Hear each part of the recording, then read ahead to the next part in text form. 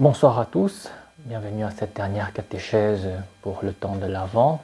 Aujourd'hui, nous verrons comment Jésus, en cette période de préparation à Noël, Jésus est la source et l'accomplissement de notre espérance.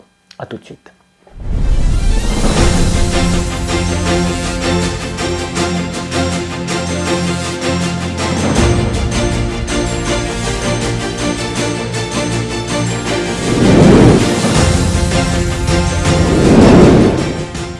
Quand on dit que Jésus est la source et l'accomplissement de notre espérance, cela signifie que Jésus est capable de modifier et que de fait, il modifie nos dispositions intérieures vis-à-vis de ce que sera demain.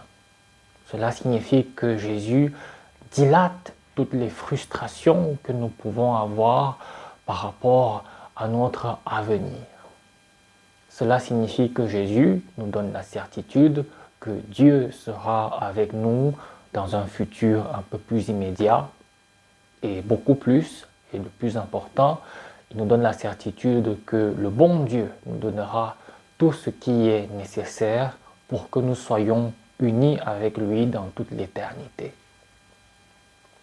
Benoît XVI, dans ce texte-là, Spe Salvi, comme ça s'appelle, Benoît XVI fait observer que ces dispositions intérieures ne sont plus perceptibles chez le chrétien. Apparemment, c'est quelque chose qui déplore. Ce ne sont plus des dispositions perceptibles chez le chrétien, probablement parce que le chrétien s'est un peu habitué à toute cette condition. Mais il n'en était pas ainsi dans le monde antique. Pour les anciens ou pour les païens, ils avaient un rapport tout à fait différent, comme on a vu dans les catéchèses précédentes. Les païens allaient du néant vers le néant. Donc ils avaient une attitude intérieure qui était un peu suffoquée, parce qu'ils ne savaient pas ce qu'il y aura demain, parce que probablement demain il y aura le vide, il y aurait le vide.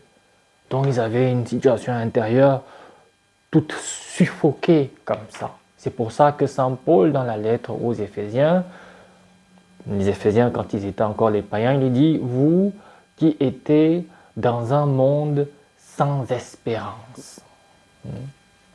Ce sera justement la rencontre personnelle avec le Christ qui va dissiper tout cet engorgement qu'ils avaient, par exemple, les païens, et qui va nous ouvrir à une perspective nouvelle, celle que nous donne le Christ, avec Dieu qui est présent.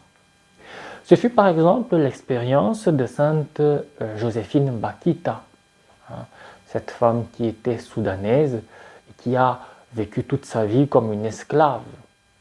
Après des décennies de souffrance, en passant de maître en maître, elle trouve finalement la libération intérieure lorsqu'elle rencontre le Christ. Le Christ qui la libère et qui surtout lui dit qu'il est le maître qui l'attend dans le ciel pour être uni avec elle dans toute l'éternité.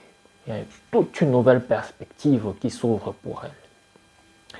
Quelques questions, quelques orientations pour voir comment nous vivons l'espérance en ce temps de l'Avent.